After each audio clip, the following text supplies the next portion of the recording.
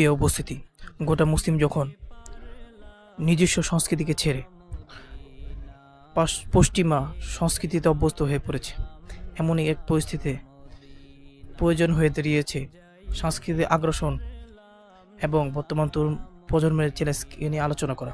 তাই আজকে আমি এই এপিসোডে আলোচনা করব সাংস্কৃতিক আগ্রাসন ও বর্তমান তরুণ প্রজন্মের চ্যালেঞ্জ, অর্থাৎ পশ্চিমা সংস্কৃতির যে বিষয়টা আমাদের দেশে ছড়িয়ে পড়েছে সেটাকে কিভাবে চ্যালেঞ্জ করা যায়, এই সংস্কৃতিকে কিভাবে দূর করে নিজস্ব সংস্কৃতিকে আমাদের মাঝে ফিরিয়ে আনা যায়, এই বিষয় নিয়ে আলোচনা করব।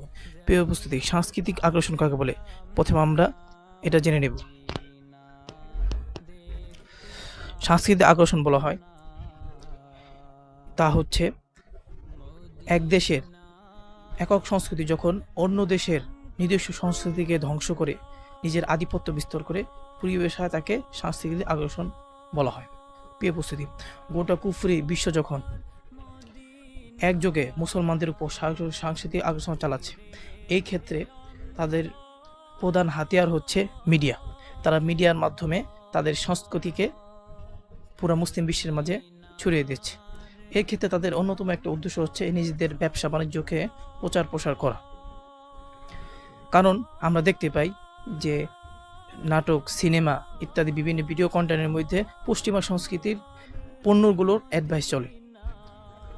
বিভিন্ন নাটকের ভিতরে বিভিন্ন পশ্চিমারা তাদের পণ্যকে সেখানে হাইলাইট করছে, আর মুসলিম তরুণরা সেই পোশাক, সেই পণ্যগুলো দেখে তারা সেগুলো কেনার প্রতি উৎসাহ লাভ করছে।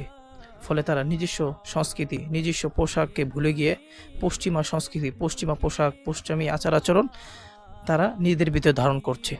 এভাবে তারা একদিকে তারা মুসলমানদের বিরুদ্ধে নিজেদের স্বার্থকে, নিজেদের শত্রুতাকে তারা প্রকাশ করছে, অন্যদিকে তারা এর মাধ্যমে নিজেদের আর্থিক উন্নয়ন করার প্রয়াস চালাচ্ছে এবং মুসলমানদেরকে আর্থিক দিক থেকে পঙ্গু করার হীন প্রয়াস চালাচ্ছে। আপনি লক্ষ্য করবেন যে নাটক, সিনেমা ইত্যাদির মধ্যে তারা বিভিন্ন ধরনের পোশাক হাইলাইট করে যেগুলো মুসলমানদের পোশাক নয়, এবং তারা বিভিন্ন স্টাইল, যেমন কথার কথা হেয়ার স্টাইল, এগুলো মুসলমানদের সংস্কৃতি নয়, বরং শরীয়তের সাথে সম্পূর্ণ সাংঘর্ষিক। মেসি কাটিং, নেইমার কাটিং, এই সমস্ত হেয়ার কাটিং এগুলো ইসলামের দৃষ্টিতে সম্পূর্ণ হারাম।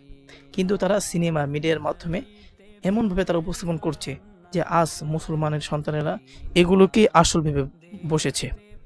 তারা নিজস্ব সংস্কৃতি ভুলে গিয়ে, নিজেদের নবীর সুন্নত, নিজেদের নবীর আদর্শকে ভুলে গিয়ে পশ্চিমা নেইমার, মেসি তাদের আদর্শকে তারা নিজেদের ভিতরে ধারণ করছে। এটা কত বড় ভয়াবহ আগ্রাসন!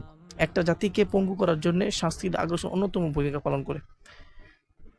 দেখেন, বিভিন্ন গেমস, বিভিন্ন নাটক, সিনেমা ইত্যাদির মাধ্যমে তারা অশ্লীলতাকেও ফুটিয়ে তুলছে। নায়ক নায়িকাদের অশালীন কার্যকলাপ, অশালীন ভঙ্গি, এই বিষয়গুলো যুবকদের যৌন বিষয়কে তাজা করে দিচ্ছে, তাদের চরিত্রিক অবক্ষয় নষ্ট করে দিচ্ছে। এর দ্বারা তারা উপকৃত হচ্ছে। তারা জানে মুসলিম যুবকদেরকে অশ্লীলতার মধ্যে যদি ফেলে দেওয়া যায়, তাহলে তাদের যে স্বকীয়তা আছে, তাদের যে শক্তি আছে, ইমানি শক্তি, এটা নষ্ট হয়ে যাবে। কারণ ইতিহাস গেলে এটাই পাওয়া যায় যে মুসলমানদের পদপতনের অন্যতম কারণ হচ্ছে নারী। কারণ হুজুর সাল্লাল্লাহু আলাইহি ওয়াসাল্লাম বলেছেন যে আমার উম্মতের সবচেয়ে বড় ফিতনা হচ্ছে নারী ফিতনা। আর এই কাজটাই তারা কোরআন হাদিসকে রিসার্চ করে তারা এই কারণটাই পেয়েছে, আর এই জিনিসটাই তারা মুসলমানদের যুবক তরুণ সমাজের মাঝে ঢুকিয়ে দিয়েছে, এবং এই ক্ষেত্রে তারা অনেকটা সফল হয়েছে। সুতরাং আমাদের করণীয় কি?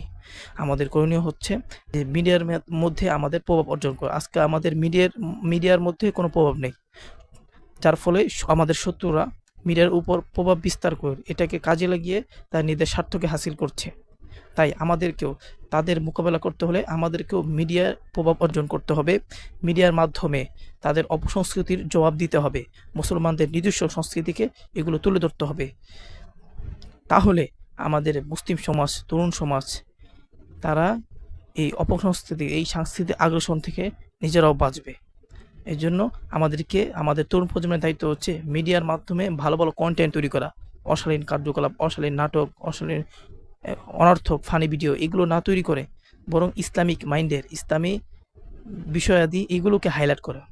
যদি এগুলো করা হয় তাহলে আস্তে আস্তে আস্তে আশা করা যায় যে মুসলমান তরুণ সমাজ পশ্চিমা সাংস্কৃতিক আগ্রাসন থেকে পেরিয়ে এসে নিজস্ব সংস্কৃতিতে মুসলমানদের যে সংস্কৃতি এগুলোতে তার অভ্যস্ত হয়ে যাবে। এভাবে আমাদের তরুণ সমাজ এবং আমাদের মুসলিম সমাজ তারা নিজেদের স্বকীয়তা হাসিল করতে পারবে এবং পশ্চিমা সংস্কৃতির বিরুদ্ধে নিজেদেরকে হেফাজত করতে পারবে।